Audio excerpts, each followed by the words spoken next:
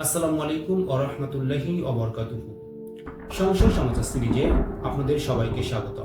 নাস্তিক আসিফ মহিউদ্দিনের পরিচালনায় সংশয়.com বাংলা ভাষাভাষী নাস্তিকদের মধ্যে এক পরিচিত প্ল্যাটফর্ম চলছে তাদের কোরআনের বৈপরীত্য শিরোনামের লেখার জবাব ভিত্তিক আলোচনার ধারাবাহিক সিলসিলা।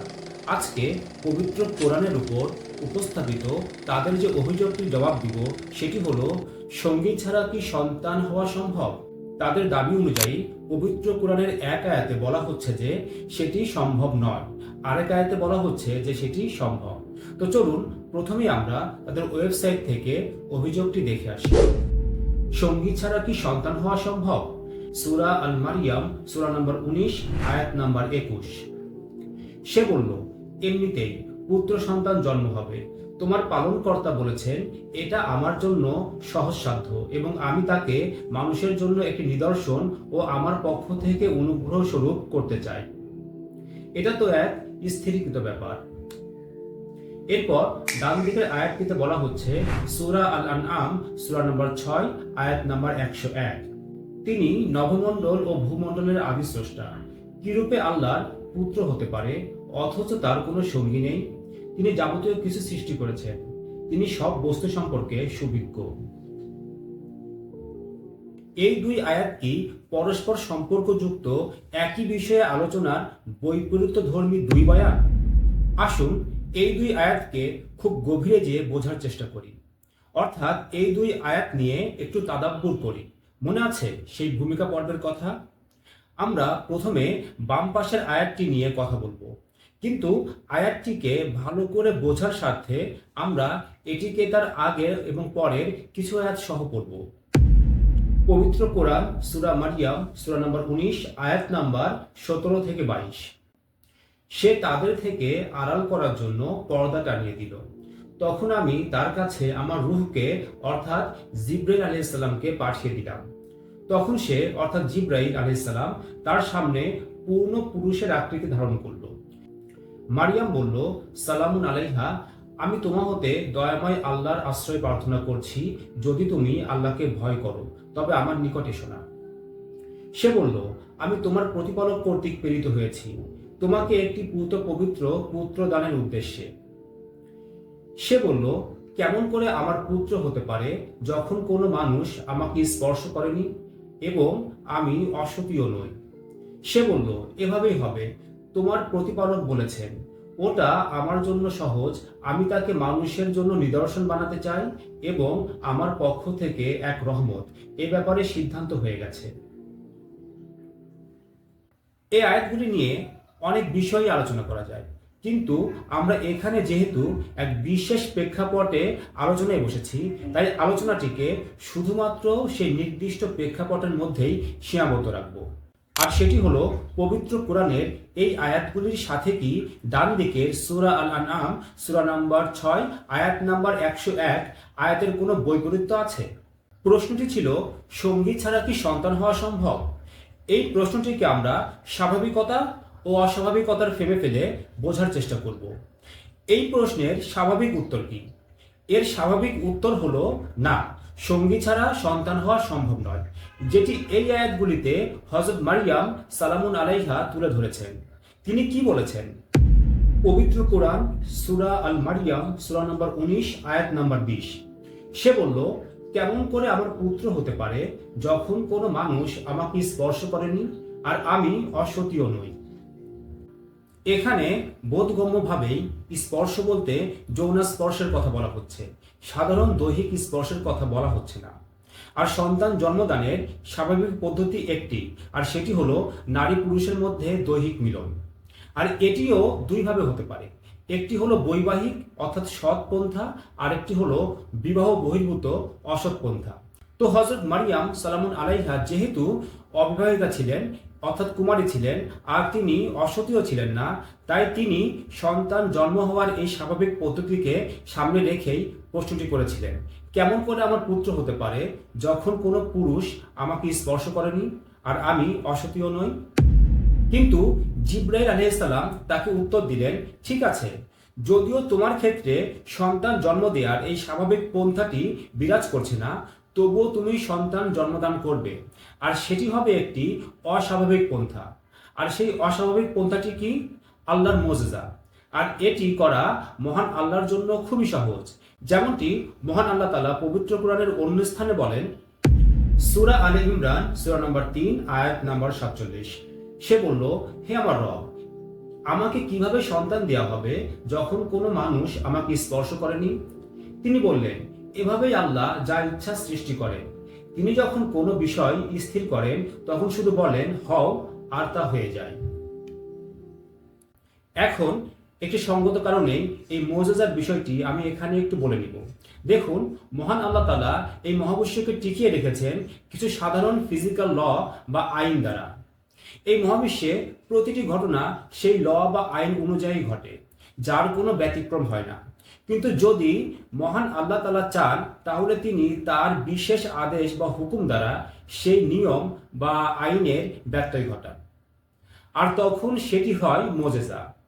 যেমন লাঠিকে সাপে পরিণত করা, বা সমুদ্রের পানির স্থিতিশীলতাকে দ্বিখণ্ডিত করা, অথবা চন্দ্রকে দ্বিখণ্ডিত করা ইত্যাদি। এই কাজগুলি করা সেই পরম ক্ষমতাবান স্রষ্টার জন্য কোনো বিষয়ই না। কেননা চিন্তা করেন, যখন তিনি ক্ষুদ্রাতি ক্ষুদ্র একটি বিন্দু থেকে এক আদেশে মহাসম্প্রসারণ ঘটিয়ে পুরো মহাবিশ্ব সৃষ্টি করেছেন, সেখানে আমাদের এই বিশাল মহাবিশ্বের মধ্যে ক্ষুদ্রাতি ক্ষুদ্র আমাদের এই মিল্কি ওয়ে গ্যালাক্সি, তার মধ্যে অতি ক্ষুদ্র আমাদের এই সৌরজগৎ, তার মধ্যে কোনো হিসাবের মধ্যেই আসে না আমাদের এই পৃথিবী। এই পৃথিবীর মধ্যে সেই ক্ষুদ্রাতি ক্ষুদ্র কোনো একটি স্থানে যদি আল্লাহ তাআলা কোনো তার ইচ্ছায় কোনো একটি পরিবর্তন ঘটাতে চান, তার যে ফিজিক্যাল ল যার দ্বারা তিনি বিশ্ব চালাচ্ছেন, তার মধ্যে কিছু পরিবর্তন আনতে চাই, বিপরীতধর্মী কিছু করতে চান, তাহলে সেই সৃষ্টিকর্তা যিনি এই মহাবিশ্ব সৃষ্টি করেছেন, তো তার পক্ষে কি এইটি ঘটানো তেমন কোনো কঠিন বিষয়?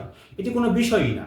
তো এইটি হলো আল্লাহর পক্ষ থেকে মুজিজা, যা দুনিয়াতে বিভিন্ন নবী রাসূলের মাধ্যমে বা বিভিন্ন সময়ে আল্লাহ তাআলা কোনো কোনো ক্ষেত্রে আমাদেরকে দেখিয়ে থাকেন, মানব জাতিকে দেখিয়ে থাকেন। যাই হোক, আমরা এখন মূল আলোচনায় ফিরে আসি।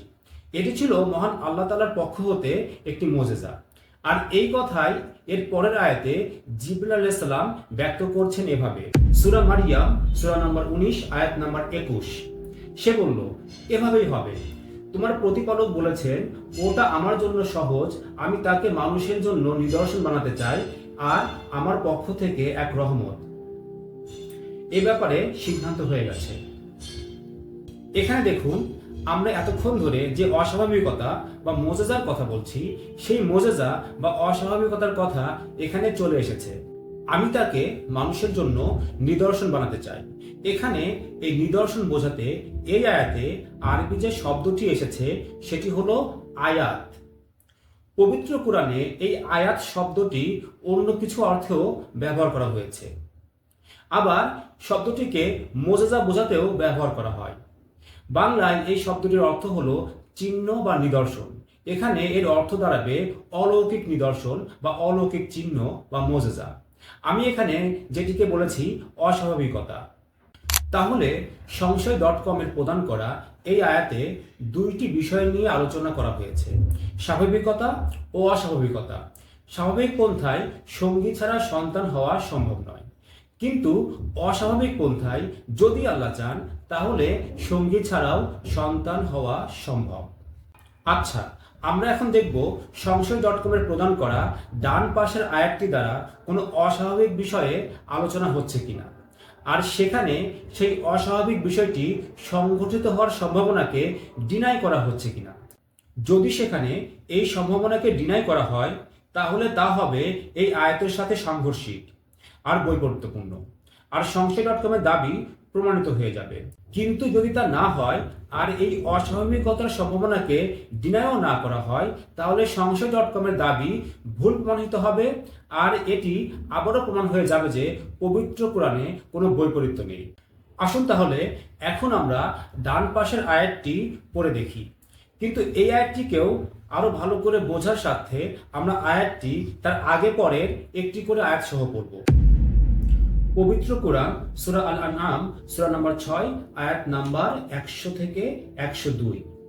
তারা জিনকে আল্লাহর অংশীদার স্থির করে, অথচ তাদেরকে তিনি সৃষ্টি করেছেন, তারা না জেনে বুঝে আল্লাহর জন্য পুত্র কন্যা স্থির করে। তাদের এসব কথা হতে তিনি পবিত্র ও মহান। তিনি আকাশমণ্ডলী ও জমিনের উদ্ভাবক। কিভাবে তার সন্তান হতে পারে, যেহেতু তার কোনো সঙ্গিনী নেই?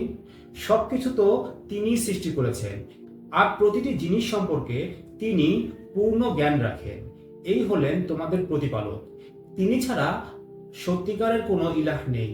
সব কিছুর স্রষ্টা, কাজেই তোমরা তারই ইবাদত করো। তিনি সমস্ত বিষয়ের কর্মবিধায়ক। এখানে কি কোনো অস্বাভাবিকতা বা মোজেজা বিষয়ক আলোচনা হচ্ছে? আর এখানে কি সেই মোজেজা বা অস্বাভাবিক ঘটনা ঘটার সম্ভাবনাকে ডিনাই করা হচ্ছে? এখানে কি এটি বলা হচ্ছে যে সঙ্গী ছাড়া মোটেও কোনো নারী কখনো কোনোভাবেই কোনো সন্তান জন্ম নিতে পারবে না, বা সঙ্গী ছাড়া কখনো কোনো অবস্থাতেই আল্লাহ সন্তান গ্রহণ করতে পারেন না? মোটেও না। এসব কিছু নিয়ে এখানে আলোচনাই হচ্ছে না। তাহলে এই আয়াতটি বাম পাশের আয়াতটির সাথে সাংঘর্ষিক বা বৈপরীত্যপূর্ণ হওয়ার মতো কোনো কিছুই এখানে নেই। তাহলে প্রশ্ন হলো, এখানে কি বিষয়ে আলোচনা হচ্ছে? এখানে মূলত আলোচনা হচ্ছে তাওহীদ ও শিরকের মৌলিক বিষয়বস্তু নিয়ে।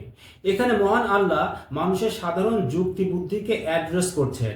তিনি মানুষের সাধারণ যুক্তি বুদ্ধি ব্যবহার করে তাওহীদকে প্রতিষ্ঠা ও শিরকে খণ্ডন করছেন।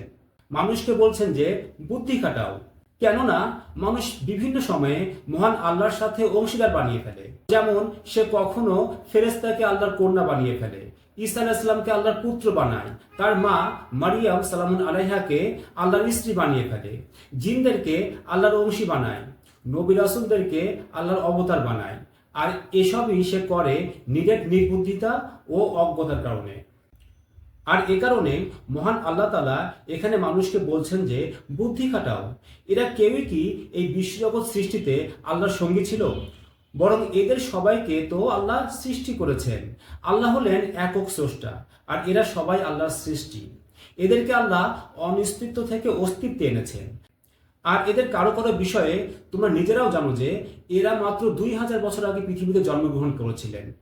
কোরআন যখন নাজিল হচ্ছিল সেই সময় থেকে 600 বছর আগে। তাহলে ঈসা আলাইহিস সালামের মা কিভাবে আল্লাহর সঙ্গী হতে পারেন? আর কিভাবে ঈসা আলাইহিস সালাম আল্লাহর পুত্র হতে পারে? তাহলে এখানে মূলত এই সঙ্গীয় সন্তান হওয়ার বিষয়ে আলোচনা স্বাভাবিক দৃষ্টিকোণ থেকে হচ্ছে। এখানে কোনো অস্বাভাবিক বা অলৌকিক বিষয়কে সংঘটিত হওয়ার সম্ভাবনাকে ডিনাই করা হচ্ছে না। আর তাই কোনো মতেই পবিত্র কোরআনের এই আয়াতটি আগের আয়াতের সাথে সাংঘর্ষিক হচ্ছে না।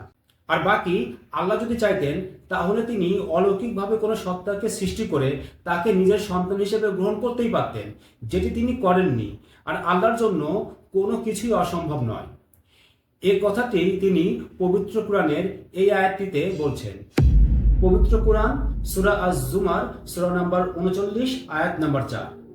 আল্লাহ সন্তান গ্রহণ করার ইচ্ছা করলে তিনি তার সৃষ্টিকুল থেকে নিজ পছন্দ মতো বেছে নিতেন। এসব থেকে তিনি পবিত্র, অপ্রতিরোধ্য ক্ষমতার অধিকারী। তিনি এক ও একক আল্লাহ। আর আল্লাহ তাআলা তার সৃষ্টিকুলের মধ্য থেকে কোনো কিছুকেই তার অংশীদার সাব্যস্ত করেননি। আর এইসব কিছু থেকে আল্লাহ তাআলা সম্পূর্ণ পাক ও পবিত্র। আল্লাহর কোনো অংশীদার নেই, তিনি এক ও একক আল্লাহ। আর পবিত্র কোরআনের এই আয়াতগুলির মধ্যে কোনো সাংঘর্ষিকতাও নেই। আর পবিত্র কোরআনের আয়াতগুলির মধ্যে কোনো সাংঘর্ষিকতা থাকা সম্ভব নয়। ভালো থাকবেন সবাই। আসসালামু আলাইকুম। আল্লাহ হাফেজ।